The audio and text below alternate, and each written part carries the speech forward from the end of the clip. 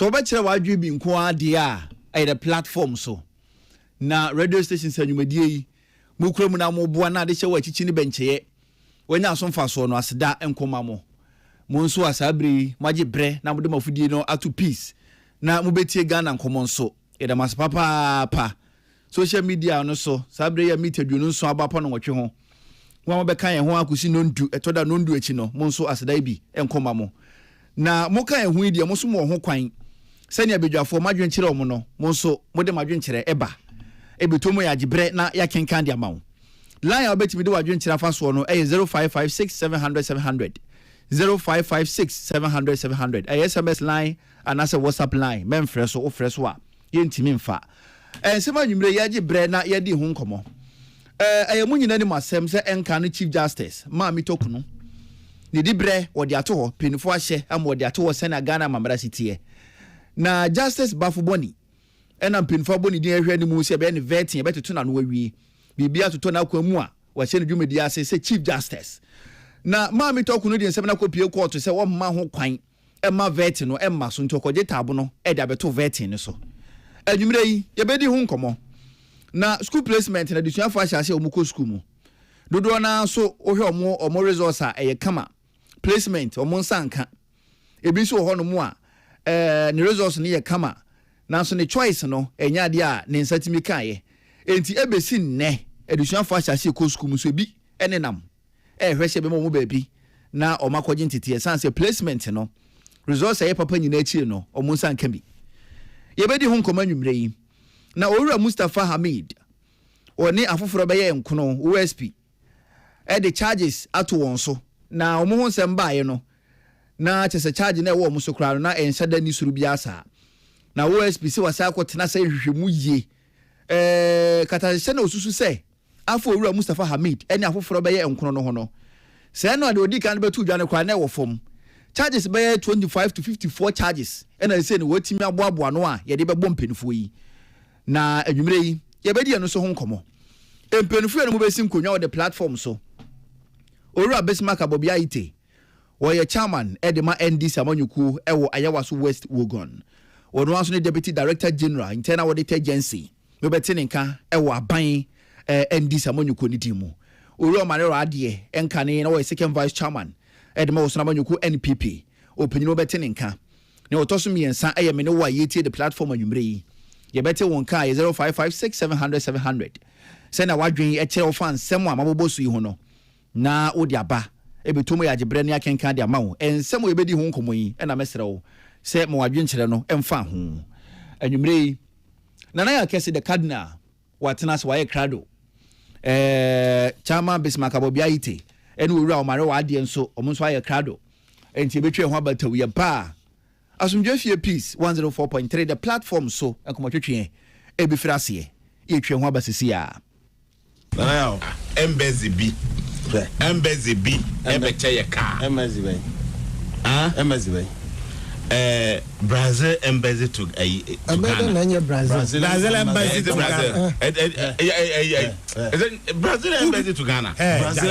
Ambassador to Ghana. Brazil embassy to Ghana. Kwakuja eni biasa. Me na me wo hobby. Enya Ghana embassy to Brazil. Eni biasa. France embassy to Ghana. Kasa. Yes, French ambassador. Me wo hobby. Tie kwaku tie. Omo report re to ho no. Me kura ma send message akatro mo say e dey na tie. Kwaku tie kwaku e.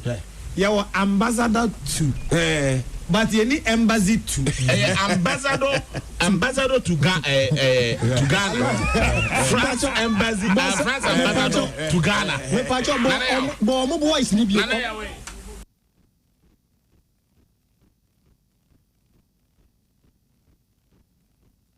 Nana ya kete pa wo ya no ngonga no pe anwumre wona ade nkofo ne kogu ho enti wo tie yi wo betumi akọ eyi sarcastic ho se na wo tie ni eyi peace fo nkofo wo ta kokodro no omo se ahoya soja ni bi aka kire me o se ahoya ne kire se ye be kontokwa ye be bọ maa soja ni bi frɛ me o se ahoya no o mo ko padwuma no ahoya ne ye ka no ho o ko padwuma ka ahoya ye be bọ maa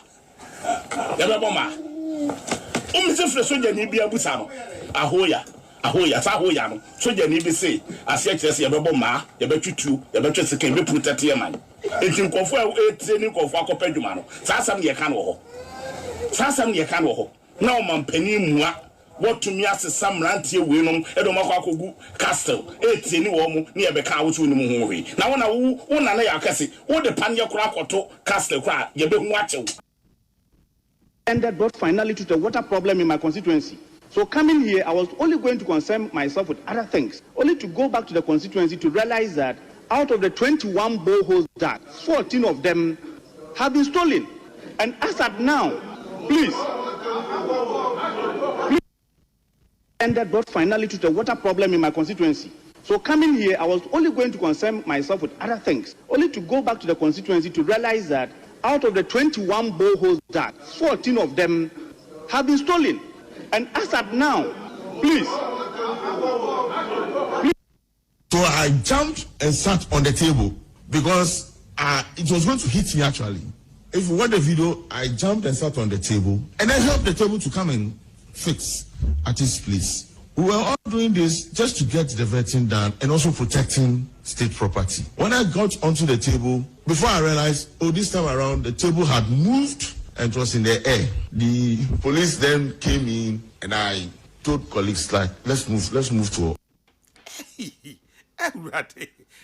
I think some of how table no nam wiem and no receipt table. Hey, Madam Muntie. So I jumped and sat on the table because it was going to hit me actually. If you watch the video, I jumped and sat on the table and I helped the table to come and fix at its place. We were all doing this just to get the vetting done and also protecting state property. When I got onto the table, before I realized, this time around, the table had moved and it was in the air. The police then came in and I told colleagues, like, let's move to. Let's move. Nah. And this has some negotiation. Apart. Has some negotiation. Vetting no I'm say ya fa table as yakoso bibi mu. Bibi ama. Ghana how me say ogro no be proud free you. We proud kwa. Hey.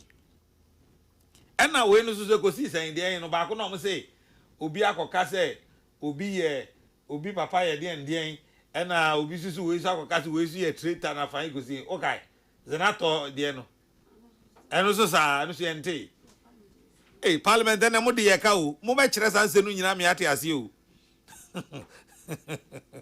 mo be kire ni nyina mo me gruma o ma we mu ye nye serious ba ko ba o dia nkaka first o dia nkaka am so po ba afi pa mo say nye serious muntie o MP or say oba parliament no na adwen nyina ne say oba be ka modern a wabo na ensusem a ha adwene woni kurom watimi aso ano afi de watu abura beye aduonu sensen okọ na chi kokọhwe abura no a watu no a yewia abura no maako du nan yewia o muntie.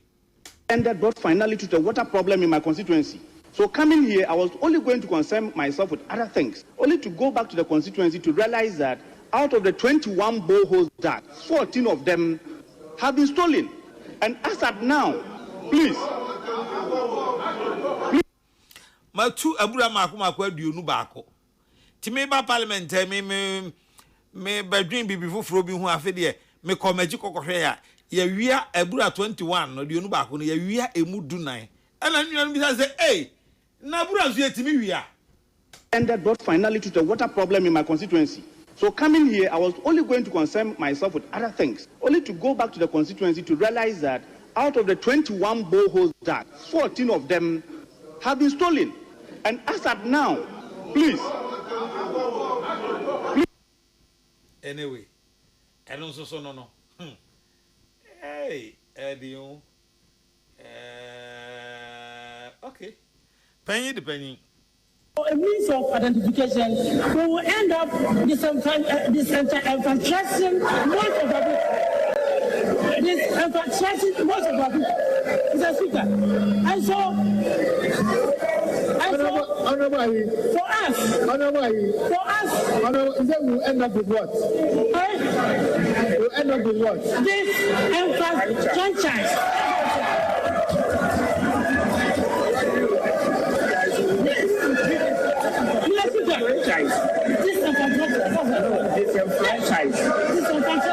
Honorable members, order. Honorable members, order. We will not this infrastructure. So I jumped and sat on the table because it was going to hit me actually. If you watch the video, I jumped and sat on the table and I helped the table to come and fix at its place. We were all doing this just to get the vetting done and also protecting state property. When I got onto the table, before I realized, this time around, the table had moved and it was in the air. The police then came in and I told colleagues, like, let's move to. Anyway, let's move. Ausia, mamu nyina ajo. Da obi ase se enwumre so de afide na to ase e frame na na ya okese. Obetimi aframe the cardinal. Me na me di ho chia me. Obi a odi afide na to a utie bia me mo ajo. Patricia Sefa Fisher Prince Bafo Asamoah Henry Kwesi Minka ena Man Sadat Dominic Nyanyuvo ena Nana Pepra ebusuafo na ahihya media ho chia me anwumre se mo ho ye social media to na Dominic Nyanyuvo ene Nana Pepra adawroma mamu nyina adwo da obi ase anwumre me ne chairman Besma ka bobi ayite na atenase ena afei owura Michael Omare Wadie former second vice chairman New Patriotic Party omonam no mbetwetwe nkomo enanwumre but ansana me ne mpanifo no behihye nkomo twetwe na ase no me o birthdays me enu bi ewa ha me pese me yifiri ho de di kan George Assuming Kufuor George Assuming Kufuor we adwuma ewo Trillium Company Kumasi office na oyire dofo ene Rebecca Kufuor oyire dofo ene Rebecca Kufuor ene George wanyamfie aduanan ene wanyamfie aduanan onyankopon hyiraw na ontre wahiem oma oni nkwan na men na onfa osuru nhyira bi ese fataw emaw we efri wase konofo Professor Joseph Osafuadu kana nkokora ne mere wanyina headmaster papa se gana nkokora ne mere wanyina on na ye headmaster feno Professor Reverend Professor Joseph Osafuadu enti George Assuming Kufuor wase nimpon Professor Joseph Osafuadu ene oyire dofo Rebecca Kufuor se ishire nyame ma o yeda nyame ase pa ba o se ne ode afi adomwo wonyam fi aduanan enti yankopon enhyiraw happy birthday ene eye Honorable Esla Ekufo former Minister of Communications ene eye naoda Honorable Esla Owusu Ekufo ever gorgeous happy birthday na me no nya fine I to say cozy na me yinadi enche bia me cozy adi ntimu de mun stay put me yinadi ntem kra but Honorable Esla Owusu Ekufo happy birthday happy 60th birthday to you Honorable Esla Owusu Ekufo na o flyer no no cresa say also bako general secretary ana Honorable Esla Owusu Ekufo pacho no kra mami hu wai no kra mami hu ena nwumre ya ansoma hu Honorable Atachia for general secretary eno so ye no kra na team Atachia say no kra mo mami hu Teresa ohina Teresa mpacho se chebi Atachia ne flyer na ye no kra mami hu why lawyer Kwasi Botwe Junior mpacho say no kra mo mami hu se ono April ono so obekọ general secretary ena team a mo support Honorable Esla Owusu Ekufo mo so no kra mo mami hu se ono so obekọ general secretary maka ne sa awie no efri memenda no ebesi nne ene ye de ye mma ye ofa ase enua nkumanom akọ school ento aso school na mbaja uko na experience ne te sen okay na experience ne say ma me mam be 10 minutes pe na me ntie mu adwen ansa na ya shall say abo enkomo 0302248787257900257901 mesrew se womfa obankoy ana womfa obi ankoy ya we nyese yese me mpe reported speech me pe de wa hunu obo school ni din na wa kan de okoy uhu ye papa beka anko yesu so a beka 0302487872579002579001 na sana maybe ahumana tumu no honorable Emmanuel Yaweje Anhre se memfa na seda Emma Brian Dr. Brian Champon bo amena memwa Dr. Brian Champon Tim Brian and second deputy speaker of parliament honorable Andrew Makwensiama fe ni nuanom amoda so tie konwa sem na hyebedwafo ene kane na hyebedwafo mo ambeja ni nyina over the weekend ma okata ni nua ba echi no oso odamase papa honorable Emmanuel Yaweje Anhre oso odamase nyame nhyira mu nyina hello afra one na nyina so for two mame hello Yeah. Hello. Yeah. Yes. Hello. Yeah. Yes, sir. What am I saying? What am I saying? Hey, your boss. Okay. What about school? Me the school no go no. Me go super jama no. Me nya bi ma no. Afa na wo pe bia ma wo ba. Say ya school am choose ma kwala no. Am choose ma kwala no. Am say jama. Sakwala no ko ye den o san no den di. School placement ban they no choose 5 7 no. We nya mo ba kokora. Ana am say automatic placement so there dey here no mo ko afosu secondary school. And I also choose because afosu secondary school say na and come budget won say me ba be ko ni ma be mo na mo am because why would me nya da just and say on be me kaka. The school choose why na won nya bia na be ka me ko na ko complaints. Say school na ko la choose here no. Ba ko kwa we nya. Nti omo nya ma me no omo share 2 weeks.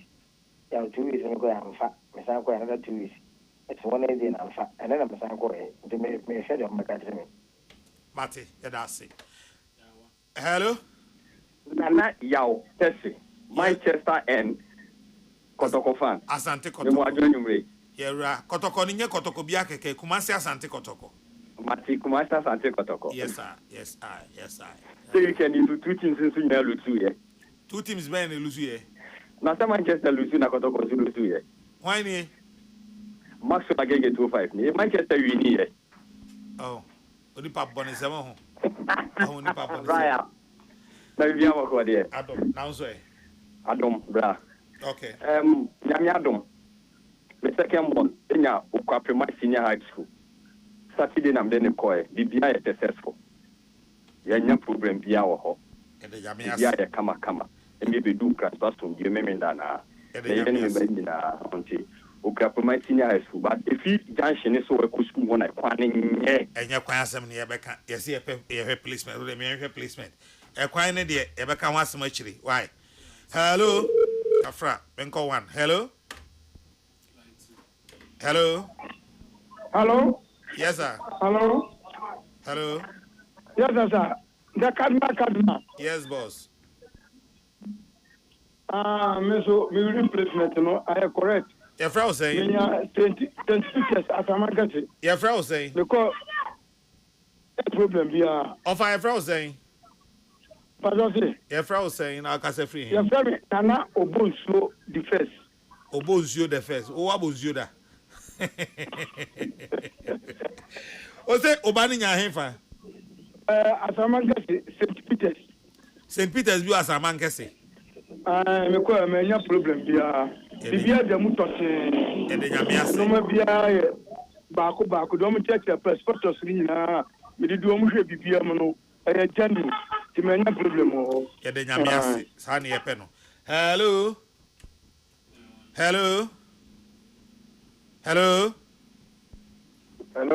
yes sir mpacho o ya peki ko na ya kasante mai why na afro gina so why pacho hello Hello. Yes, sir. Nana. Boss. Nana, good evening. Good evening, sir. Nana, only a couple of you Kwaku metonka. Na aha, Nana, I made the Katra, make a mebra, neta. We chemo. They had not took me sit up our mind. Secondary school. Second. Near the night today, now they have a free. Here do be a day or the best. We are sure that school no nyamo ana muchu so nso takwa man be person no. Yeah, I need to suma kwala no but here choose a day student. Ma me nchira wade ba ko. If you say ultimate na be chem am kwa man day student. Meti ase. O she Twen.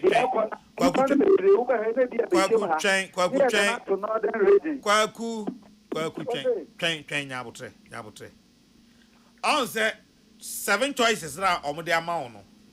Emu ba ko ho a school na obefa ne de eye day school. De obefa no ye do e fa ne say ye do to say day a obetimi akọ. Me em say fit or sit choice emu ba ko.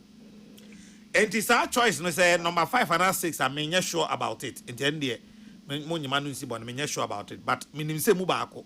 And the choice number 5 and 6 are the children say school bia obefa under choice 5 or 6 no. It means say do call host day school a obetimi akọ. And it's a wo no wan hwe sa de no na wo ko choose school a ewa chiri a ye do beto say day student. Na no enye system no na ye wa wo no wa ye enti no wanya sa school na as day no. Nana ya betre empanyimfo no omo nhwe fite edu baabi o hwe se ye ti ahafui ka do bi kono de region na ti regional o polisi ni bi nso a omo nhwe sa de man Nana ya uni nyam nye ma. That's it. Hello. Kafra. 1. Hello. Oh. Hello. 2. Hello. Yes. Good evening. Good evening. I'm doing the route. Me fresh Achama. Oh, Frefa. Achama. Shaman. Okay, Shaman. Okay. Ruth, meet you. Me didn't call, but I know senior high school. Baby, I'll call fine. But first time I go see it, say almost a more scout the unity. Now I'm so me band unity dada. Or see I live by me need to put them too. Some my fine by December and say or bar. No, I unity and some most are with me. I walk or see they be interaction. And some would say 25 city. And opening we are and so that is see about apart from that the baby are so fine. But here the Yamiate. My men for 2 nka ho na fe men studio. Hello. Hello, Nana, okay, yes, sir. Good evening, sir. I'm from Casafisu. Steven, be one of Kakre. I'm Casafisu. Yo, so okay, meet you. My daughter comes some yaba, ain't you just say, Mammy out. Hello. Hello, good evening. Good evening, sir. Yes, boss. Okay, Obed. I'm the call at the Presby Senior High School. I'm okay, all right. I'm say Obi Efraia can say St. Peter's was a man St. Peter's in Yasaman St. Thomas and there was a man I just want to correct that. Okay, school no say was a man in St. Thomas mum. But you St. Thomas and St. Peter's. Okay. Yeah. All right. Mate, medase pa. So far dey ba kwa me so me hu ni say as a schools na grade B and C no their problem nche dan ni ho. But grade A schools no ho na asem no wo no. Ti mo amode mo man call grade A no mpam cho ebi mfrɛ me. Ese okuatma say grade A school on. Okuatma say grade A ana grade A on. Okay. because Saturday so comfort so the omo ko na nye easy e wo ho na nye easy kra ba ma memfa ba ko bi so na fe yenko studio ni yenko twen komo. Hello. Hello. Yes sir. Yes sir. Yes boss. Me de Alex. Okay, Alex meet you. Me so me de enora na me de ba ko e. Me de ne ko agwa sego. So you. Hello. Boss Pacho meet you. Me say me de ne ko agwa sego so you. Na me say okọ ede na si ye na e peti. Oh, but ni bien si o fine. Ede nyame ase. Ede nyame ase. Me da ase. Ma me fa last caller. Hello. Kafra. Went me anyina so. Ko ho abium. Ko one. Hello. Hello.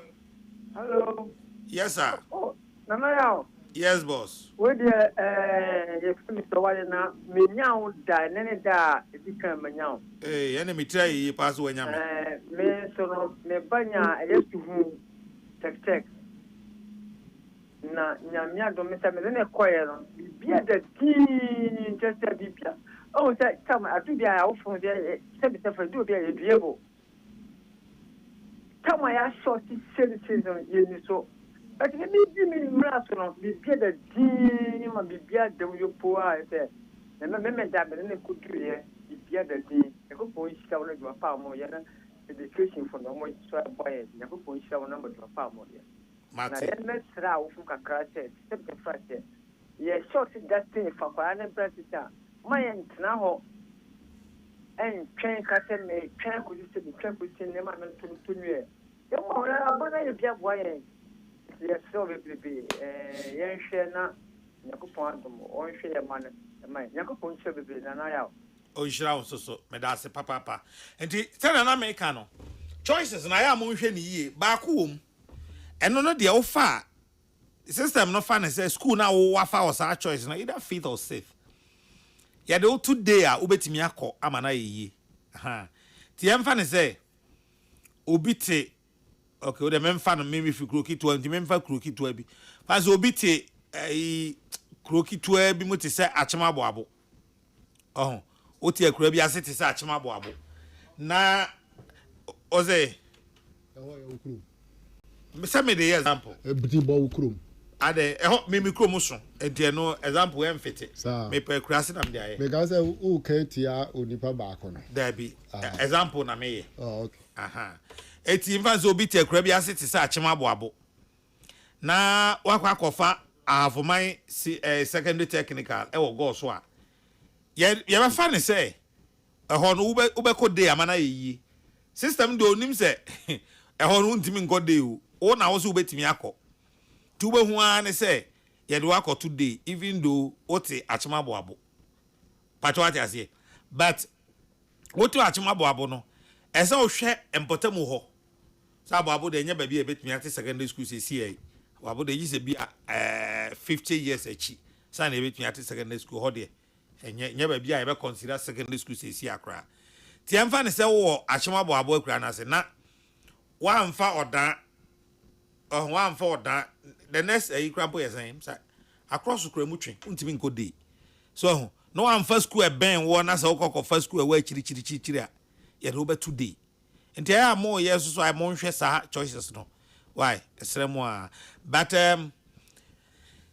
eno ye de wo ho efa placement no ho. Nkoma wo ho na ye bedie.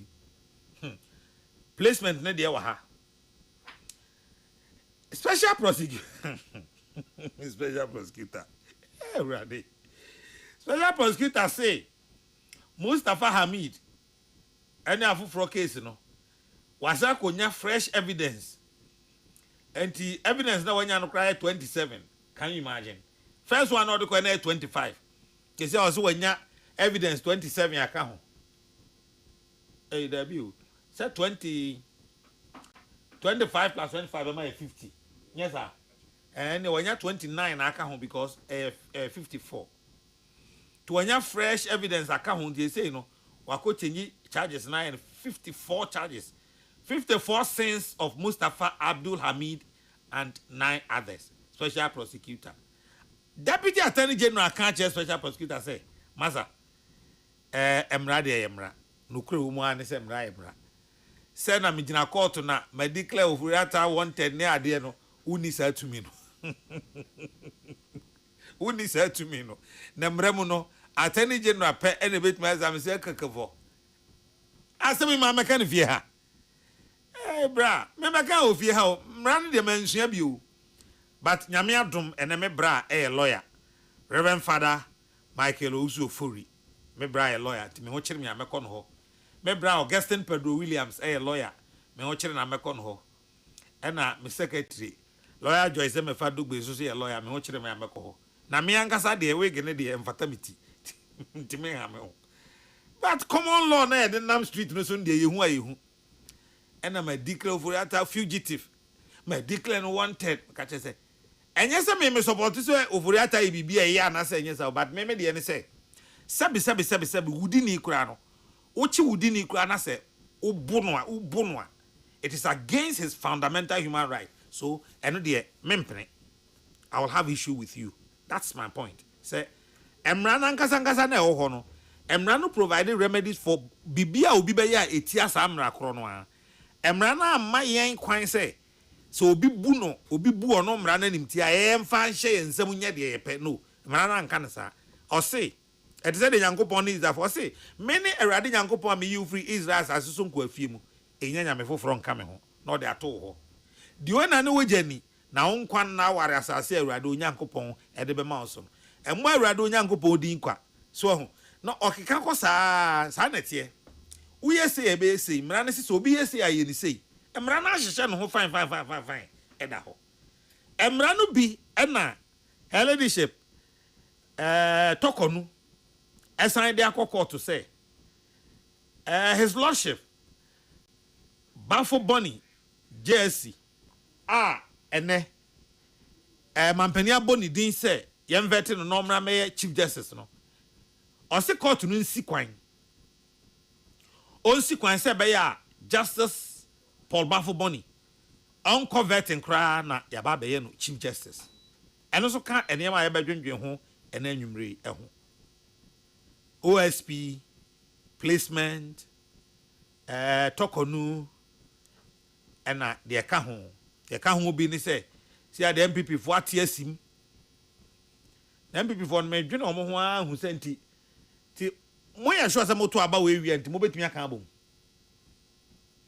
hey adeshe akunwa atofi obi anko pribi boy da monke kanko yesu yetie da momro mo ho sa de obi apese oka bia onka na yetie enti sansam no ha anwumre chairman Omarewa de wa ha na afi chairman Bestmark abobia ite ja enye sa na enu de ja no abeba efao ja no abeba efao no bese no abeba yero Omarewa de majo yaniana na what is say adum ene mo pa bo ngitingita no kwa zemo bomponia body me nta mo ma oh ya kai me omuano wasem besi ntu an ma bo ba kwa ma thank you ba unyo bia oda me prayer life sentino msi ya kakra na ya obo o ba se wasem besi mi tim dia me bobi ma me das but until that they won't na me prayer line so me das but I say who challenge be queen no who do you be queen sa ho obi an kan jiro David oye sure oye jijo pa oya de the problem ni ho David problem dey house problem ni ho why come wo opposition dey problem ni ho oh nana chairman that me no na me na aju afọ me hono that be say wo aba mu nyina to say the wo opposition na the same thing okay to me share na who difference no what am Matthias because wo aba mu 8 years na wo opposition me who difference be e wo Matthias to me and share na ntwe ho but what said am fa me catch us Ghana Post na me da board na me a board member me say let bra me any protocol me one for be am I see. Come my protocol letter me I put a from where to where? From here to Mehame. I see. Why there? You're bad. Why there? The last time I crashed letter that way. Letter. Menkai. Samu. Menkai. So true. You pay didn't What say? Last week, there be 2 weeks in it. Now me the idea be money will be Uganda. And I'm called Ghana Post.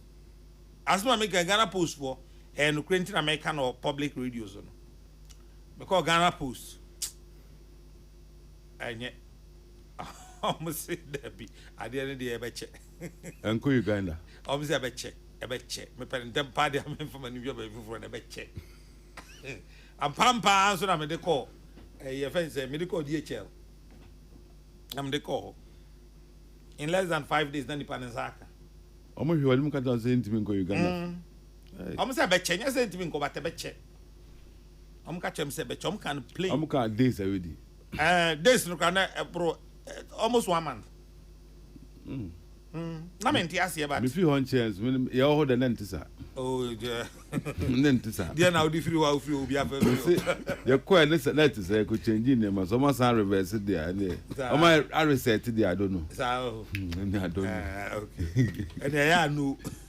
No but Jim well just say go be adwen koran for a month for the ba me dey ko. That video also is by 1 month. This be do nka adwen na dane eh. There be we cry the impok. Anya ade e be say but na me pen. No pelentem. Na make us adwen cry the ko na ade en say. 1 month. Abba. Inti Ghana Post Team phone we support. Team Ben na team phone. Liverpool. Na Liverpool so team. Na chairman mete chairman best no aka bobi ayite o Mike Lisi so do kan team phone no na me pese me be hwese team be na me hu say Liverpool na me say ne and dey me no ya adwen me no dika Liverpool dey head anye team a eso obi say na ho dey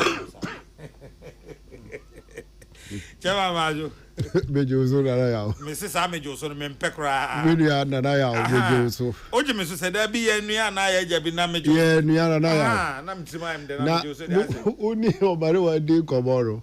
We appreciate the fact say you have improved both physically and you know. He never said that. No. Or see why you're fine. Wankasa anya no kan. Asema kan no. Kokosechi okasa chebunuchi 40 ase bebu. Osema ye kese nya sa no kan. Ena mi ka ba. Obi ye kese ana nche so. Mi pesa me ka say why kese na mi si why fine. Eti kari okan nipa nete ho no mku. O si why kese na ujitu mu. Ena o si tamu ano no wa bebo no. Na o ho chino. Me mankasa. Eti aban papa ba ma why fine mo no kura eti bi agi atum. Mankasa da me ka. Say why fine. Why kese yo? Eti say ana mo na ma mo ye campaign no fa. Aban papa ba sa ho to de bia mi ba mi challenge wa ha. Sir. Say MDC aban. Sana na do ya this wow. Na ukura usubi. On say na do call you why fine. No ankasa MPP ni boss wa. Fine mo na me dey on. Na wo body audit we ya we hu anani agi. Udi na wo pebio. Yeah bad. Achire wa. Na le. Baba. What's up my papa ba? But me bisa. Okay, me say tif o kwa de bisa because we answer bias. Tif aban papa e buy mpacho wa hwe body. Na ko jiza mirror mo na ko hwe wardrobe na ne ka se aban papa ye o sa aba na o sa ba se prayer bay. E die pa na buy wenya. Apart from ba o ko pay free SHS we ko sa like. E die pa asemo mo kan ye nyina na ya hwe galam say ye bape it will be my responsibility I will help however the best fight so far gay yes gay na gay no cry that so bill however he said that one table so next week e be di hon komo hey na do table so ye ba na say ye we the man na do so on side or the table ko jibra table no Muhammad hon but your catch say that table no aso you know the handing overload wonanado wa fa nka ho anya no nko na I drip machine mi so bi ka kwan ho asem a so da bi nka kwan ho asem yes mo ye investigation mo ye the audit you about the drip machine it machines no sisi ho auditing of them chrono drip machines chrono drip machine o ti say ya bokro no ye ko wi machines no machine is well Ghana for here kwan ma machine go trust me also o audit awie tie wie ne kikiri cars asai yi cars accident this year no wu a wetu akofo na ba Maza de okan e kwaya Joma ma atwa no wani ehu a meka kire why meka kire chem wa ha don't worry yes some road yes me say kwaya we atwa including Sawam road ye gu so ye mo connect etisai na ya menim so o papa ye betimi anko kwafra ayi o betimi nkawai amen na ayi ne minu no kase ye ko ayi ya santu akrom ho ne ko hwe busu pani kase ya santu ayi ne ntimi amma bi ye bon sawa o ka so omonje jare no sama pa de ntwemu nti de o betimi nka ya meti ase thank you but yemfa bibia nto nchen kuma se kwana say you me catch the wo me feel about weekend because weekend ukodi chebi traffic ni subi hey me kon we drew Apedwa junction and police for no car say accident BSC enti obi a okokuma se bia mfa chebi ti ye kofa chebi ansa na ye ko connect Walenda oh god okuma se kwana say serious na every hustle if you are not go POC no osino no go enyinam na kopa de madom say enyinam kwa no omo wie one no one lane no and you tin e yes contractor no block here ne papa oh man for kukura to no block we no block here ne papa ba na man for kukura to be gbowura mu bi na say na yen kwa en behwe anyway sir it is long za kwan no me za bypass mo betra kunya so fie ngotwe ba unim ye be call discussion is here but now weekend we go Kumasi for the past times I go Kumasi nya men share da nya kwan chini se now Saturday de me chini Kumasi pa some people for no kure bi o ho say e ka kire mo the politics na mo ye no say de mu ye say ya na mo be ye na mo be try opposition ache election na ka kasa me same me Kumasi boy na mabaha ti me call me touch base ni ade a na me pese me hwe ne ma miensa titiru e Kumasi de di kan ye Crowfrom market de to so me enu ye race course ena de to so miensa ye Central market party amomo say Ashanti region ena ye mu funuma ena ye mo heartbeat ankasa na mo abedi ade mfie nwotwe me hwe Crowfrom market sene Crowfrom market tie ansa na mimi free Kumasi 2008 abe sa na tie Central market ewo ho no mo mpeu phase 1 omampani John Dramani Muhammad siye phase 2 no amo se Ashanti region eho na ye mo World Bank eho na ye mo Furuma etinkamu be ye bibidi ama Kumasi ni be ma otio no ono economy na inflation emfa na ho ne dia ne sa de ache no akọ Central market wanya ne ba bi atena adi ni dwa no aba fie momo phase 2 na amokọ sha ase no mo antimi anwie ena mo ja no race course ye nanka ho asem ufri be kwa runabout eko Santase runabout samuntimi nya kwan nanka munya no muntimi nya ho kamunjai no mu hu se ekwan na ban na anye ena we de makututu kwan ni nyina na masa block na ka ho ena kwan da ho akwani wi anka be fe ena mo ja ne kakraka enti say no mo hwe ani mu se mame nkama semwie me ma wonkasa mame nkama semwie de se mo hwe ani mu se president mama ban mewie kejetia phase 2 no emamo no nwie be kwa runabout to Swami runabout and you can say to Santase runabout na onwie hwe Swami runabout de amuyi masama hwaye chese eno so a moja chese bibia mo de monsaka na Ashanti region bia mo ntimi anye enti what will be your justification pa mboka ko gina Santama anim say omo santo abama mo na ma mechire mu kakra chirem me sa market na kufo sha se a ye just see ho Crow from there no me beside sampa ya da crop bet to bisa no and some buy na litigation kakra ho na omo kan wie so get for a friend say maybe na to she way assembly come on. yes they were supposed to fund the completion. Unfortunately, when the almost settled side should be a better abai. So, by we are also contractor call. Don't think the contractor no buy no man the contract on call. It is not possible. Now, a friend is saying central market here. In fact, Mahama. A year first phase when we buy no we okay buy the baby and say we the second phase was started but one problem about 2 years 2022 the problem about hitting Ghana, in fact the whole world.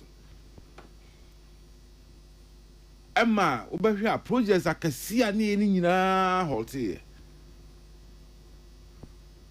de eni akoje swami holte marketi holte bridges interchange aboso kai the ekodungwai ni nyina holte why because na esikasemo eko chiu sina 2 years mu years carry shem bottom ai we are out there at so we couldn't continue. Every project came to a obekai na unfortunately niama yes say ebebe yi and ebe to abai so almost all the projects started, even including some road. It was supposed to be completed last before the end of December last year, but ni na trip by the chikakra but oma bayi niama betom niama aye ya correct here we expect them to let the contractors go back. Chairman, say ote politics as yo na party to say MPP o catch them say enema be yes style fine ko see hin DNT one major project when we Ashanti regional look Boankra mo enwie Swami interchange mo enwie Boankra no mu man so ambetwa edam akra wo kan bi na some one nya de pa court who seminary we ma we mono de motie de musuban ni say aya na mo fa say obia wo manum bia ni right come ho eno no problem no mo ntimi ma bia hwe anyway you better Ghana for me better position ati yegususu ese be suya nyansa yegususu yegususu the yanku entokwa nwi by January 1st 31st ni then we'll come back and do the right thing. What we better Dr. Bamiakwa call run apologize for some of the things that we did and some we did not do. And we say in the Osafo report, some of the recommendations that came, we didn't do, including properly focusing on the development of Ashanti region. Yes, some roads were done.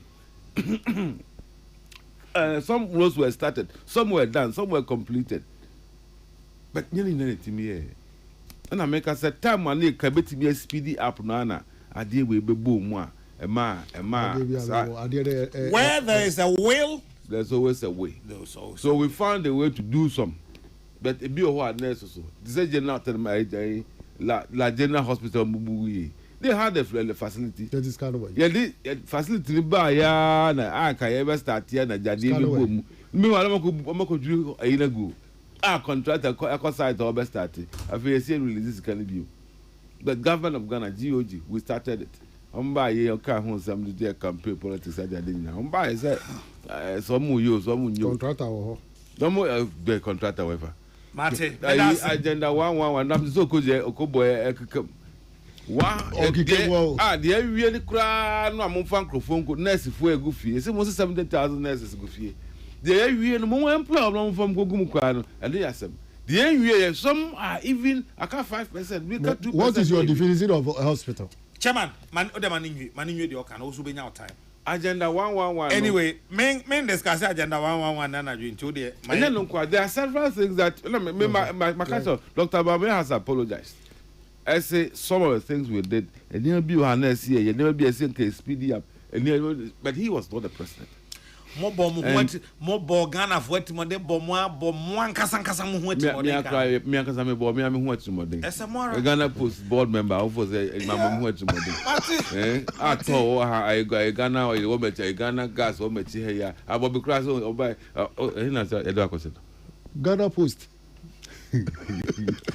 Shamaraite yes sir he did that kodo ono wo you can say internal audit oh okay chama ho na Dr. Oduro sign one okay all right so mo hwe ne so me issues na mabobo so no me nim be a person of free nana yes sir machia obiom na machia Ghana fo machia His Excellency John Dramani Mahama eni nimpanyinfo omo boa no Ghana ekoyie nana me wonyama miensa bi a mayie firi ho de dikai nyame ya adom a eye ochena Ura John Dramani Mahama dualization Cape Coast secondary takradi battle yeah, we are going to dualize Winneba Cape Coast to secondary.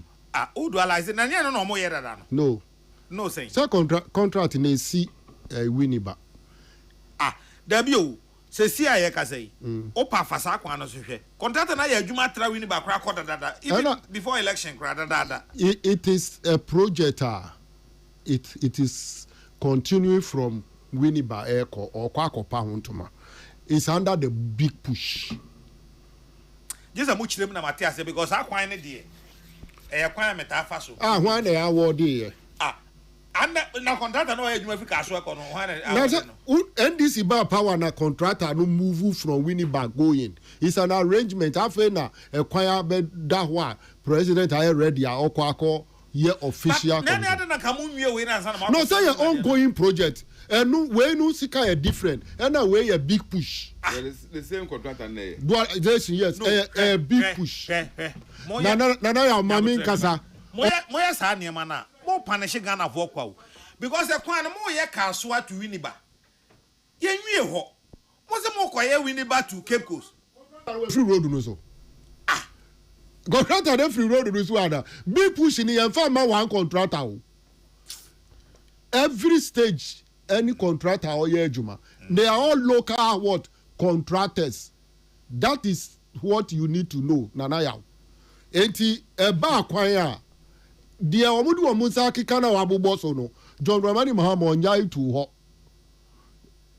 your fanko pokwasi amasamai yeguso tesinungwa omujai gu ho ni nyina ye be by the big push no ye dwuma nkasa nana yawo ene John Dramani Mahama oni auditor general any chief justice any attorney general eye meeting ohia saa ekuo miensen a omu ditintima eba corruption fight wo mayi mu ohia wo no omo akoba nkuro mu se nyame ya adom a ye ba beti special court na auditor general reporter every year ba infractions a wom boni ahodo nkofo mu for man sika wo kwan boni so no Ura John Dramani Mahama ni will to fight corruption in this country no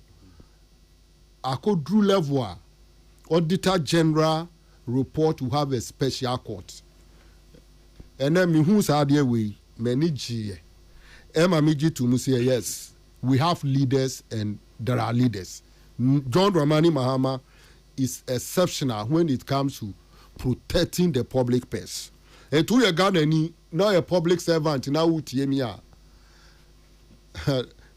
next auditor general report need the past ones you know so onim so hu now o say wo ko si ebon bia ma wo nan enye ntietia ne ko di hu dwuma nana nia etoso a me pese me ka ho asem eye nsem a wa buburu so no ye ka secondary school placement na nana ene mehu wo baby say ye Minister of Education Honorable Haruna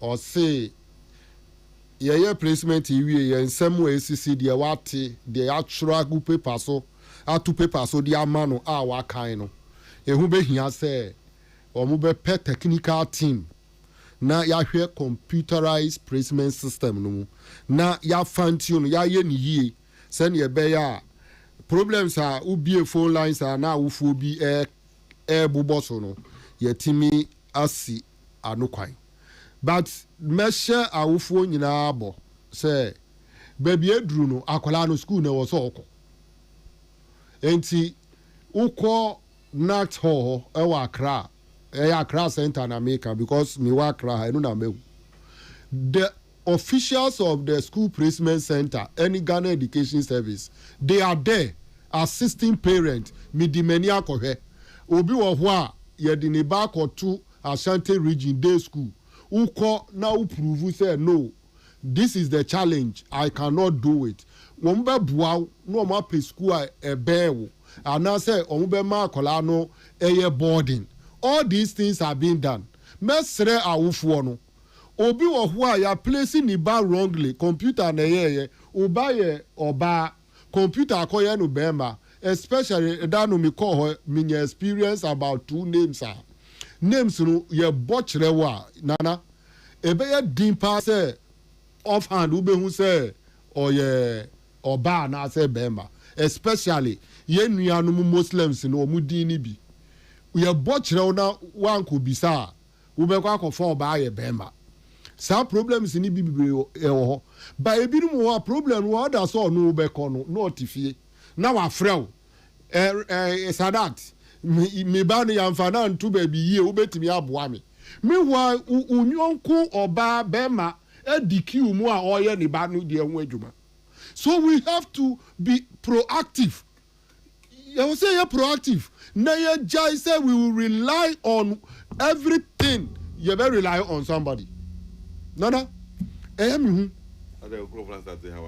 enya omu minkofo po na meka system na akoye say obia pese bibia obi bua obi but it doesn't work that way if the system is working involve fa hu ko shem uzu benya the benefit enti obi ka kire me say ono ye pressing ni badada ye placement over 3 weeks ago near do ba akotu baby day untimi nkoda enya tita na wa akotusa oti hona u ba wonsem who will help you meanwhile government in the Ministry of Education a be opportunity for you say go there go and tell them your problem ko kan problem they are there they are all mothers they are fathers they will assist you me obi nka say because of computerized placement system inti ye de mi ba to baby mi mama ba din ko school uya sa wa bo ba na bro akola ni nyina wa hwe adachi onfa ho nchew enti parent it is our responsibility let's go there and make sure say ye mano benya school ayeden ako nana de tosu mienu a me ye free ho mre nu sa eye ye maame tukono tokonu ye maame na sami yaka sesi apo dia funu ganafo mi se ya funu me na dia me pese me kai ye maame ni se na oya chief justice wo mayim mienu a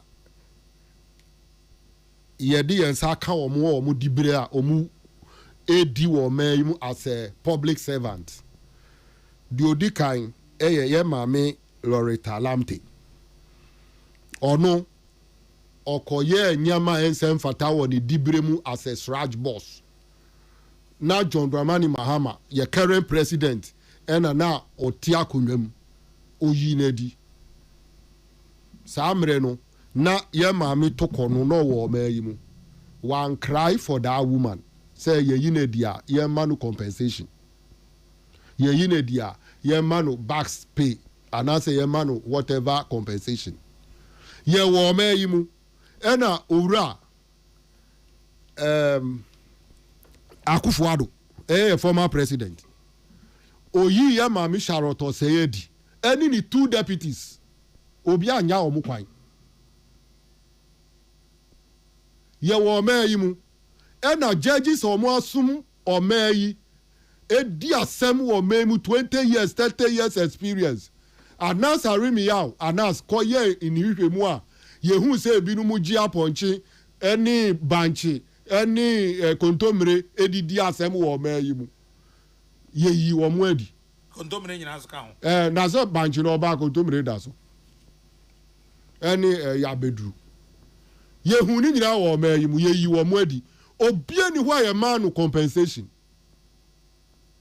tam asem we start ye ene ye ka che ma me to kono se de wa ye no eti amra nana se John Dramani ma hu mi mobo se Bismarck ko Ghana Audit Agency Internal Audit Agency ne ko ye adwuma as a deputy director general na kwenya ba se mintu kwan kwa ma no ni nko ye bibi mo my Ghana ana se Miami ko mi holiday na mi si mi pe mi comfort mi de me yire de me dana wa na mi nchen ya me na kwekwa nazi enti yise me yire ko ka me ho na mi ba first born ayeki mi dini ka me ho na mi ko omuko entertainment na mi di mi yire ni mi be ko na ma di mi nsa akoto o man ni sikam na mi di ama omo allowance atu ya per diem sa ama omo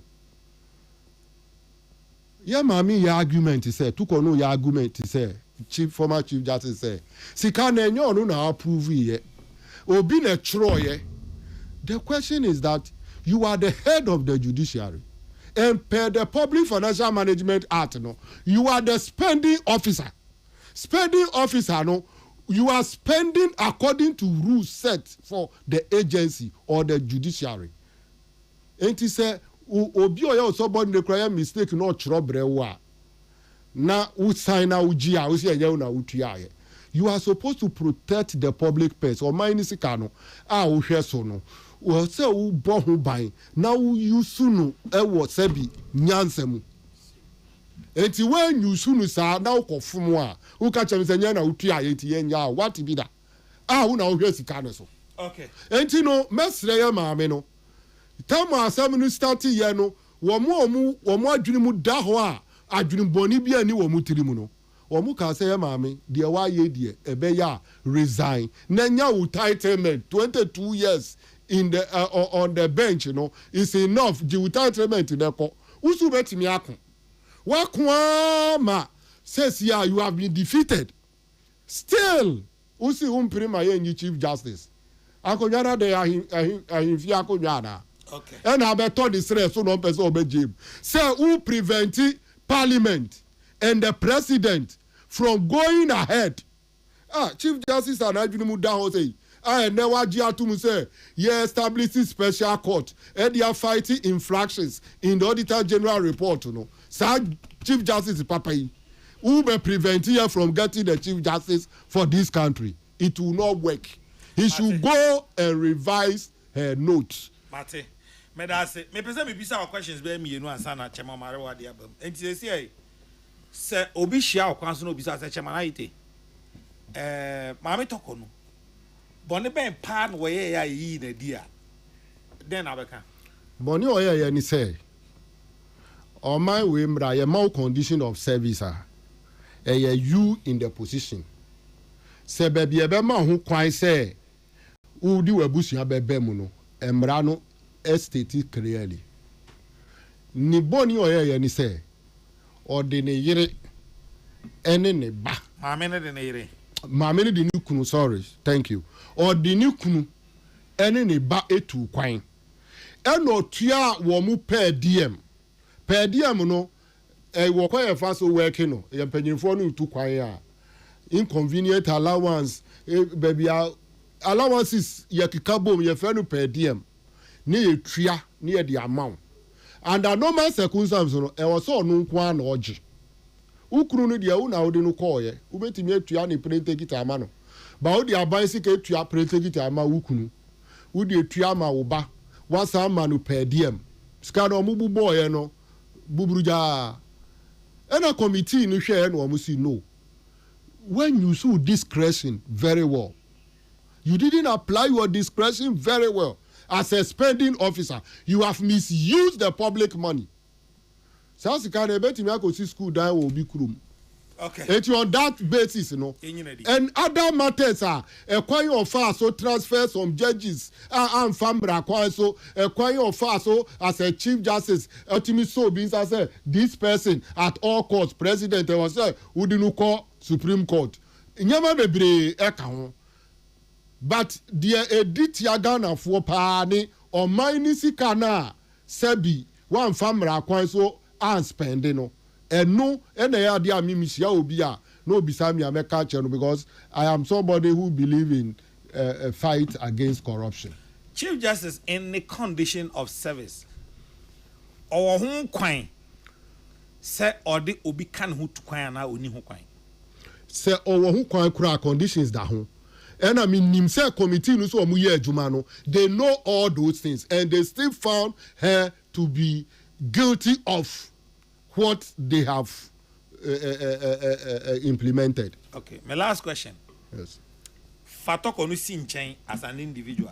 Yes. There were 3 arms of government. Now no President Mahama call UN. Nipa if a dinner chief free Ghana ha call UN ebro 100. Speaker of Parliament. Otimi Tukwan. Niama bebree ene koso. Executive Tukwan with unlimited number enye boni. Speaker of Parliament Etukwan with number or no pay enye boni. Chief Justice the Nikunu Etukwan inti ye nyinadi e was ade we to the sense say like you are saying nipa wasum e wo bench for over 20 years ye nyinadi okofie paint tikura say onfa binko. Think about this. Nanaya, enutina yedu edru tibia bi yedu druwa. Your discretion must be top notch. She me catch say uti akonwa mu yi. Peace FM ya fa we adwuma yi. Says you are a news editor. Who were condition of service? Who violate who condition of service? No mu sakiwa. You have nothing. Ubaga how the buy, don't know the beko. But don't cry for any condition of service because you have been sacked for abusing your role. Asma make visa now can no. Me ma example. Me can't the actual. Chief Justice condition of service. Or no betimi decided nipa or person in to kwine. Nemrano san can say or decided nipa or person in to kwine no. As I say, your money panel allowance. Ni na the travel policy. Opa met me a kan achiro. Nana etu pa achire say. Di akuta wo no. Chief Justice for now mutra say bua asem no. Upa achire say they don't know it. Enti na nka na me pese. They know it. He has gone beyond her limit. Relax. Nanka me pese. Enka committee na trans. Chale why na bon you mo. Stop at them. Me pese enka committee na trans na nka onfa na full report no. Emrani nyina yenhwe because they wo kan. Sir Chief Justice Bertrand officer the travel policy. A part of the condition of service no. Any. Ni dia na wa sign akuta o na say obi die. This is the traveling policy of the Chief Justice of Republic of Ghana. Yes, she decides nipa or person in to kwine. And in fact, the policy even says say o tu kwine or the nikunu kwa e obebia ticket says or the nikunu e twama wo mo. Say wamfa nikunu na say or the security na call ya na or the way na call ya ye kire pedie mu a ye mfa ma no. Enti na me pese ka me hu report ne say emu de hin na obu so no. Enti pedie mbe na odi ma nikunu no. O say enyo no na o kiro ye ne ye de bread no san ye. Wona wonim. Enti na me catch you say wa fun he didn't use her discretion very well. That is the point. Enti na idie ne discretionary matters. No, discretionary powers position na wo mu no who did you maybe e was so did you mano e wo mra kwan so when di na mra no fawa na Loretta Lamte onim di oye ni dan ya no aban dan ya di amano no ɛna ɔde aban sika kɔ renovate ɔno ne dan sɛ ofiri aban dan no mu na wakɔ akɔtena ne dan no mu yes no wotumi ntra aban dɛm na wode aban sika ɛsa renovate wo dan yɛyi na di nti ɛno ne chief justice ɔde ne kunu atu kwan ne yadeɛ baako na wode wotu ku kwan na wɔ sɛ ɔma no 1000 na ɔkɔ ɔma no 2000 a unwia ɔma sika. Now, are you saying that for a fact or you are saying it because you have to say it? That's what I'm telling you, sir. It is in the condition as you have read, but you don't know how the gravity of the matter and the report you will not see it. Per the law, the committee report you will not see it. Which law? Article what? Nanado yi Charlotte said you know who report. Chama maru ade. Pacho brem. Ana. Aro. You crow.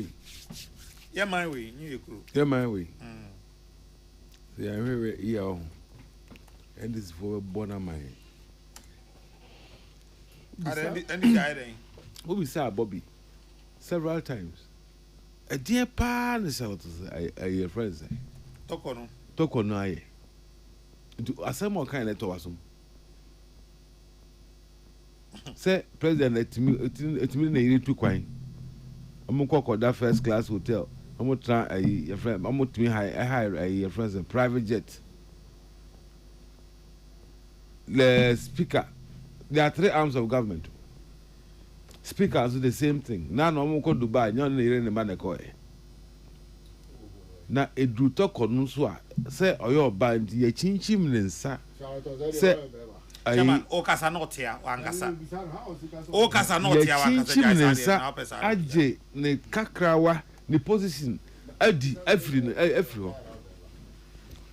twe ho amenti ase onum I am say afraid be state capture where the power capture ya capture executive no ya capture judiciary ya the legislators who are pay so and ya Sunday security police soldier migration cause bibia so you can imagine what is happening there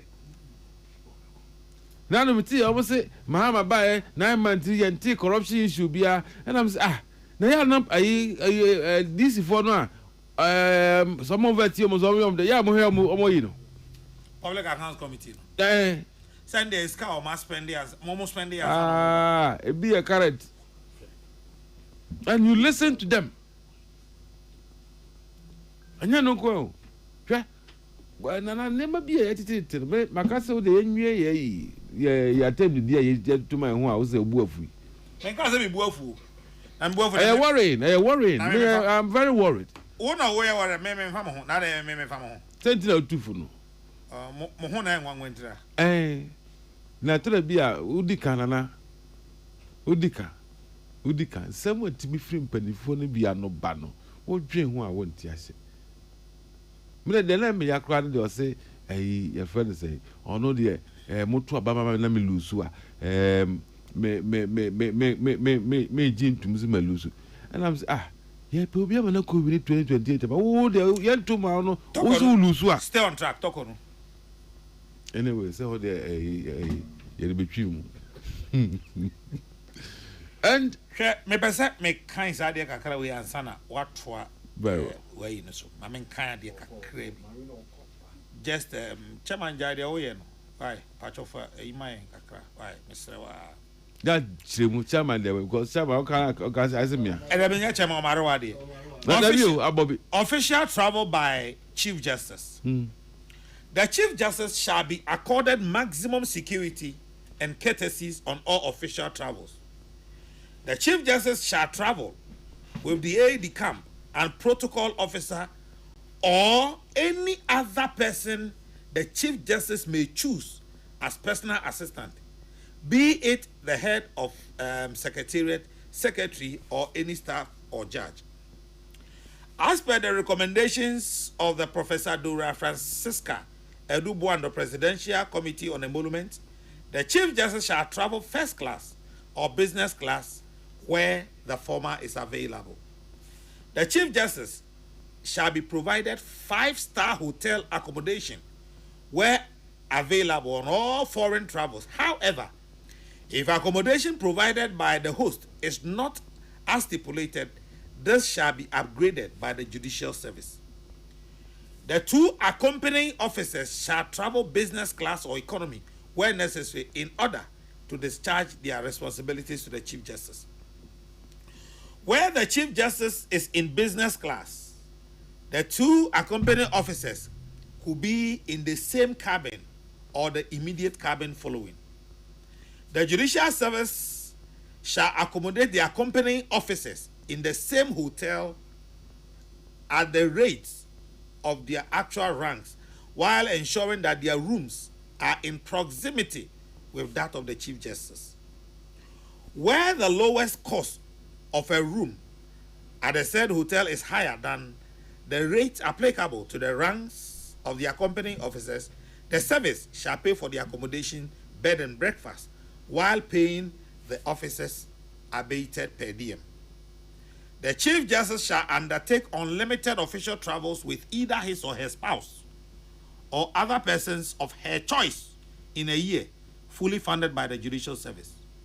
Where the Chief Justice is accompanied by the spouse or other person, he or she shall travel on the same class of air ticket as the Chief Justice and shall be paid the equivalent of half the per diem paid to the Chief Justice. Where the official trip is sponsored by other organizations, the Communications Directorate shall confer with the organizers to determine the extent of sponsorship. Where the logistics provided by the organization falls short of the Chief Justice ordinarily is entitled to, the service shall make up for the shortfall. Then we come to personal travel by the Chief Justice. The Chief Justice shall be entitled to 2 round trips business class ticket London, Accra, London, to be utilized during his or her vacation. Travel expenses, hotel accommodation, and per diem will be borne by the judicial service and capped at 14 days per round trip. Where the Chief Justice embarks on a personal or private travel, foreign travel, he or she shall be accompanied by the security alone. The travel expenses of the security, comprising air ticket, hotel accommodation, and per diem, shall be borne by the Chief Justice. Nana, where do you say, okay, no, baby, I will cast on any kunu bet to me too quiet, ni family bet too quiet. Law no see then. Half of what? The per diem. Half of what? The per diem. Koneko Bisa say the other man ni kunu ni made half an hour. No, you see, you that is the point you have to consider. You are entering into Riema, maybe I won't get properly informed. Because where? Sa travel now come as a jai, Mamin Casam job. Sa travel now come as a no. Are you aware, say, Mameno? 14 days in Christ only when or buy or sign return is going to the state conference. Netia Dana still new kudo or command that money. Oman is saying, Bisa committee no. That is how now okay. Missy Bisa committee no. Now command new kudu half of what the law say. Now you can want somewhere there. When you see the discretion. It's a matter of giving a dog a bad name. That thing is half. Well, money half. Nanaya, as some more kind. Me a Chief Justice, what me call vacation, foreign vacation. Now, who call vacation? I know you know Malanunko. And I ukruno nebeko. Ne, I always come find no one. Chief Justice vacation never for Bobby. Not a trust several played in front. Is that what we are talking about? Where the area here no. Me say you capture the state, judiciary, executive, security. But what is left doesn't come. Capture come find out the pa. And parliament amoko yi na ka si an come de ayi friend say kakasata me LGBT da ho ayi galamsey da ho. You don't use it for any good thing. Now me tell my president call China. Occur China and graphic people there are publishing. Say occur okonya a grant to BC ever CC a national theatre a concert house one. I'm say tiba miana ya vice krampo ko sino hydro yenya interchange kase president akosia Zempi president China president Zempi wa kofa ye theatre no ya sida dadro ye nya sika Ghana ya dimero sika ho ne ko pay sika na be renovate. Yes, fufuro renovation. Come on, your power can see you have majority. But some power no more enjoy music. Sika ni ho. Na omo free so last time 2016 just come abi. Yeah, na pay sika dey adwuma akase ye nyina. Akase anyway. Na wan ka cho sa ban yo enti mo problem for sa for na sika apay sika go na won be adwuma no. Ai. What menti bi do? What menti bi da? Menti le pen nsam da. Ade bi abeka bi amo nya sika ngu ho. Ade bi abeka bi amo nya sika ngu. Enti nkakufu adubai no won pe sika ngu ho mba no bedi. Etu abama wa. Oboye adwuma den. Yeah. Now they are raising funds. Now they are developing to Juma. I saw me bush, big day push. I could take Tabale. I take Rade. Big push. Yeah, that's the chroma here. Now also be back every Accra kosi expressway. I could see Kumasi. Second day take Rade Coast Highway. Bypasses no crowd. Bypass no crowd. Maninka say. Bypass next. Go on. Omo jago. Ana traffic go Kumasi kwa. Ultra. Hey, ebufu. Anyway, be allow be the obi Uba the other yeah. Oh, chairman Jai Sadie we. Yeah. I mean Jai Sadie we enyefe. Wo dey buy ya nya hwe ya start ya nwie complete the ohone. Yeah guto. Wo jakwan ya to ho. Wo na mo kwa mukura ambula e friends pop nti mutimi ko. Na menim Chromas menim wo hu de ekoso na. Pick up o tiko ni e pop bi abon ho ko ahwe pon hwe ho. Mo nkrofo aden why? Okay, me o de na de se na e wa ban mu de ehunu ehun okuro mu no yo me wa Ghana for na ya traffic o mo yesa no mu o mo na be ka ho asem toko nu nya hwe toko nu wo nya hwe as mo de ahotan ena ani bre mo se mo ba mesa ayi mo de NDC judges be ko ba kokura ye mo ngokura ne sa judges na opija mo ko Supreme Court na say yan 7 no. Akufo de 3 ko. Uzi udiro. Chairman. No, in fact, what Akufo de 3 ko. Afedie mo ba ya 3 no. Mo de 7. Adena mo de interest because mo ye Ghana for sa. Me say ade bia mo ka say anya bia mo ba ya mo ye double. Now, school placement. Yes, you all want the issues ba, but within a week or two, near class, they are solving it. But this time around, I'm buying. Yes, less than half the people in Kola Passy were placed. Less than half. Now, but since now, you be in Kola BS school, I'm constant. A binum still placement in court through. Oh my baby, you did be a koto. Baby, twa correct. No one mother for be catch them in a minimum beer. And I'm saying, Bo, Uncle Delight. Bo, Joe, but school 3 years per second, they actually more than you know. That's why to mom fan to school for crowd and not be seen there, the banty fee. You who be on fan. Of course, I don't know my cosala, qua. That baby almost almost set up. Accra teacher training, teachers hall. It's so sad. And I'm to say, Harold I saw bar, best scrabbles on the trip. Or say, placement in the IMS.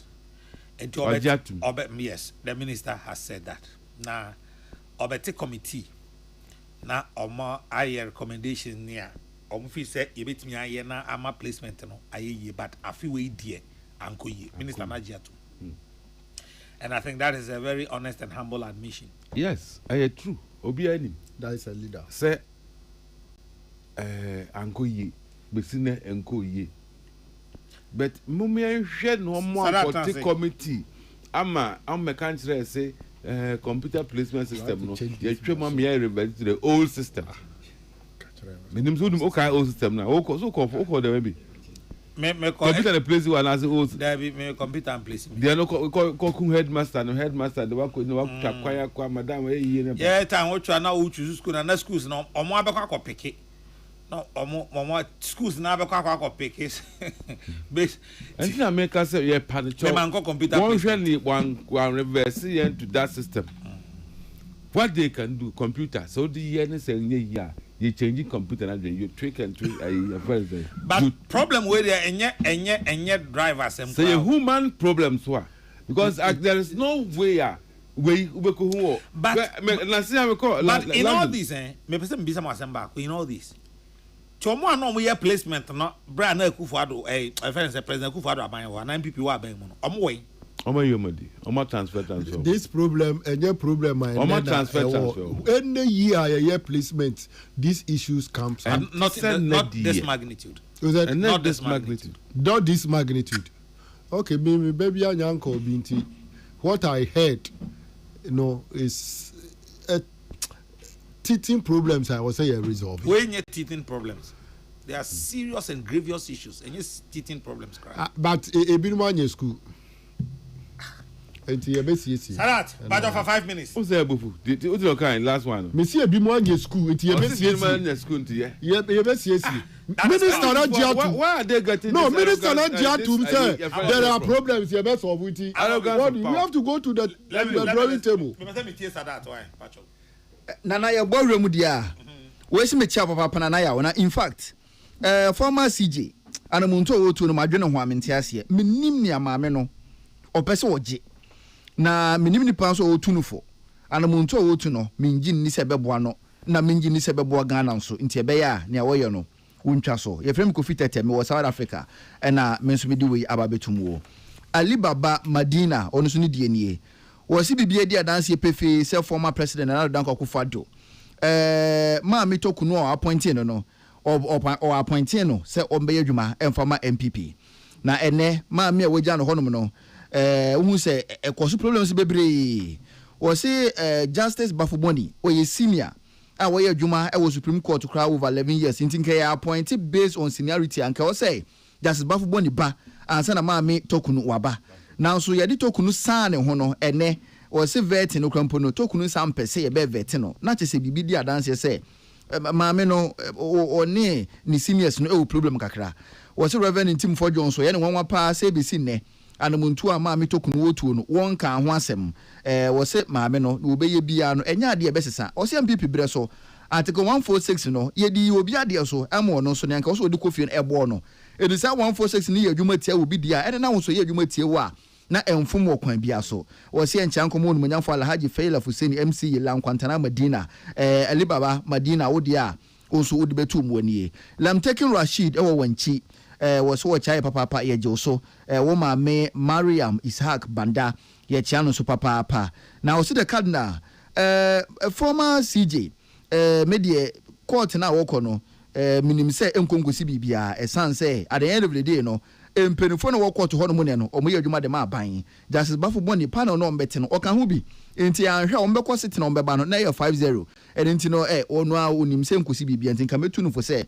onche no honan kontan ba bi na emwa Mrs Araba tokunu on tenas na wonje na home eno emum ebeboa no nana ya mahwa ade okay o die me mfa embam Dominic Kaswa CP was it President John Dramani Mahama any ND so disappointed Ghana for pa was it galam say no nana me hunu se gusu a ekoso o die no Martin Jaya Josu Domiabra was say Mera Hopa Sanse Galamse no Eguso Ekoso so no be na de ebetum. Commence Pillar 2 aka GBC give me another chance. Was it okay on so the any topic about say MPP former Dr. Alhaji Mahmoud Bawumia kwan na on toaso emfam MPP. Good evening the cardinal me banya Wesley Girls Senior High School Cape Coast. Na mekokodu ho Saturday no 9 am anopa registration process ne dia na nya asem ketoa anopa 9 mi firi ho no na agba anwumre 7 o see process ne kwa online ba ekodu ho no mo sam ye hye bibia ase foforo mi firi Cape Coast abeduru Accra na agba 1:30 am nya asem ketoa enti Wesley Girls pa omo Cape Coast no osina na omo process ne ne omo bibia registration enye kura Kojo Mensa Makati onso dia odi ebetumu eno no ye frame kwaku bu adi patriotic voice bichim ono so was MPP for senkabumu eni hia Dr. Alhaji Mahmoud Bawumia no was MPP for emfano emra odi eno no Amisco Spelele Kaswa Republic ono so was Dr. Alhaji Mahmoud Bawumia will lead MPP to victory onso die enie. Good evening the cardinal frame asensure du na mi Gabon osina na mahu MPP ni ndisi nyina no Chuka Daya omuntimi mwa Ghana onso dia odi ebetu mu eno no nana yawo nukro was University wa Akumadan no University wa Akumadan okay Akumadan enka Akumadan azemo local government university we say Akumadan but enka ho azemo okay na ye ka obi ka access St Peter's wa Asaman Kese ena kola wa akoka se there bia Asaman Kese ne St Thomas rather than St Peter's okay Manaba Steven wonso die eno no the good evening na ya Kese was na akamia kwase MPP die aso mo hu se ye to aba omunya dodo na afira Ashanti region ni ntino bibia o mebia no omo Ashanti region die ye do mo se kan dwananka na ebra so sa Ashanti region fon so soro waka sanse MPP for do mo se kan adwananka ache se Prince ayensu ano odie enie ankoma first of all se bia chimansa was NDC pretend say no mo ye adwuma na so Ghana for ehuna mo ye ni nyina wose sidi na ne atimagina nyina no se ye hu niam na mo ye wa chiri ntema sidi ni timigina ye dollar na mo de ba system nyina no ye nitua na wo so no nyamfo ato forcing onye ne a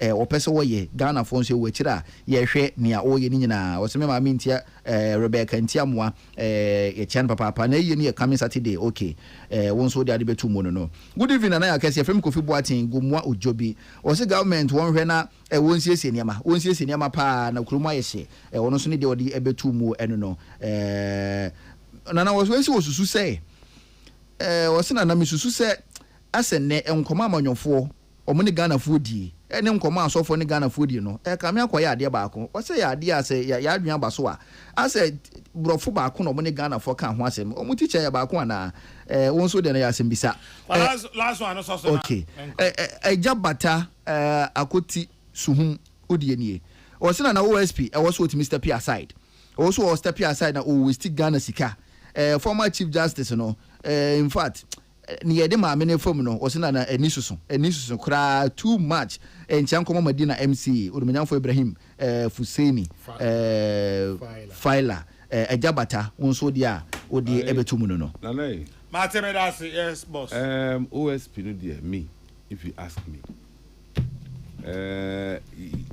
or a disaster he's not abobi ade na woni ahoshe so sa or a disaster say you can't bastardize state institutions like that. Please let him have his time. Talk on no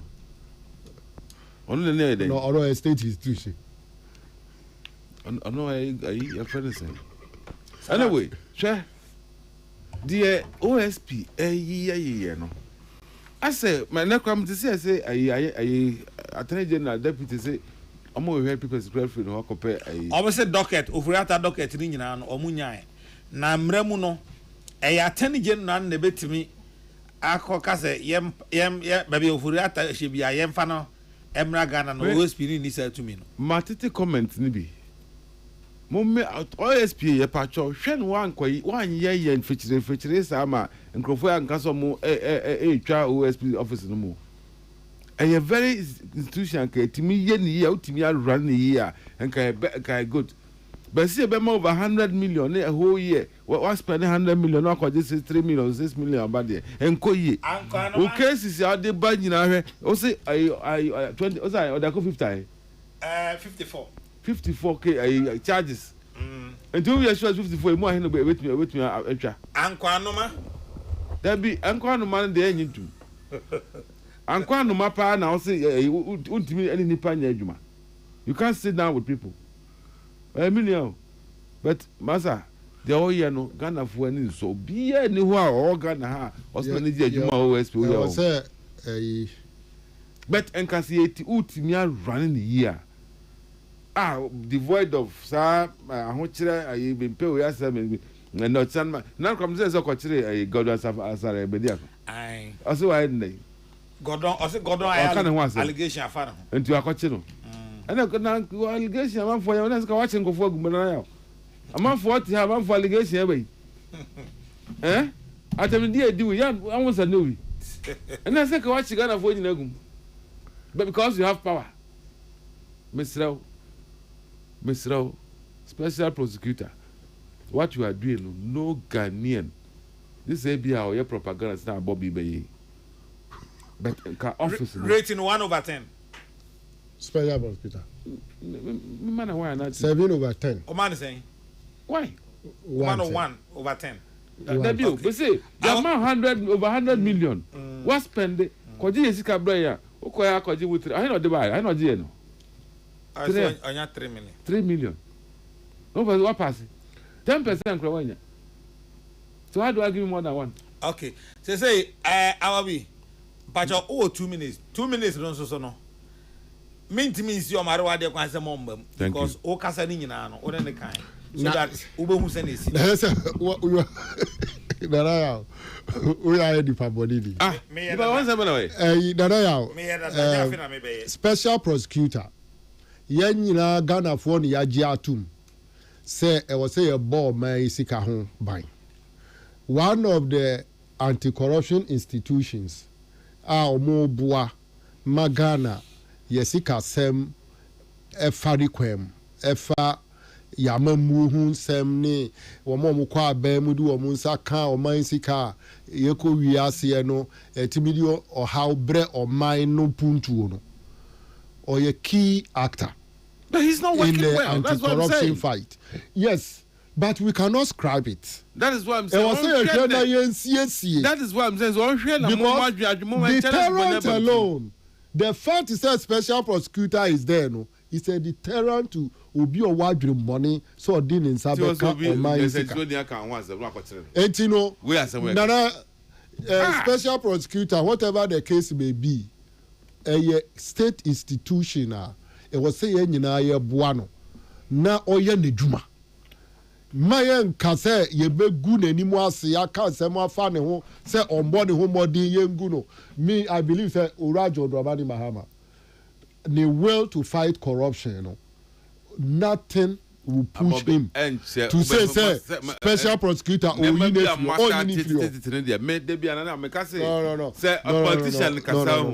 Don't listen to the words he speaks. Say Urajo Dramani Mahama good special prosecutor. No. The American cannot. No. No. Special prosecutor be gua na kamuna mugunu na nado and go good special prosecutor because not in insertion nechi attitude or buy John Dramani Mahama buy and special prosecutor anya free hander or investigating your complaint say obi charges a free 25 I could do 29. No, he has the right as you investigate you unearth more information, you get more information, and you have to make us only right. Also, the way you came about it, you know, as if you say it is wrong. It's not wrong. So additional charges will prefer against somebody suspected criminal. Also, the 25 is 154. Yes. A public document. Yeah, there's nothing wrong with that. That shows to say he's diligently investigating the matter. Eti o memu ha na okọ Sicilia da pafie kosi sa nema ne ade okọ se scan na masa now the reason is that the package is still pending. It's because Aban be a money free hand to work and you who there and you know now those things are not issues at all. Oji special prosecutor ID Ose Oji special prosecutor ID we a state institution so only why it must work.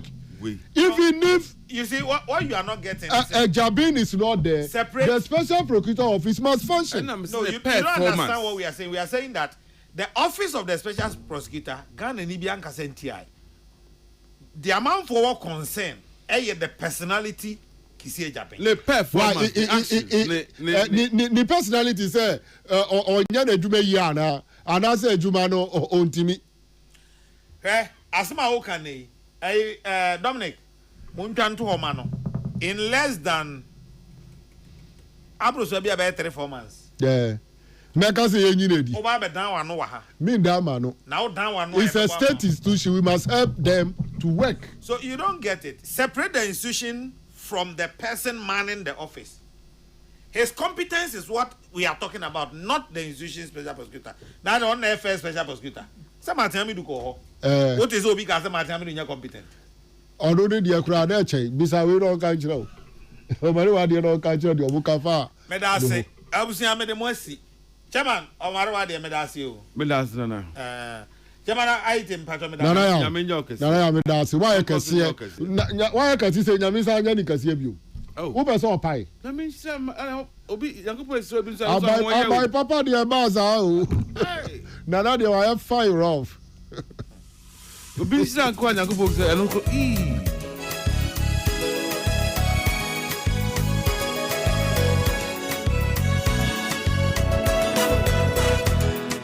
I was the Mosi, Patricia Sefafisha Prince Bafo Samoa Henry Kwesiminka, Man Sadat, Dominic Nyanuvo, and another pepper, Medamosi, Mona Mobo Michidom, Emma Mede, the platform Jumedi, Ebre Etiefo, Yame Eya Domoa, Yawono, Dasene, with the Radiasum Due, Edamunina, Macramo.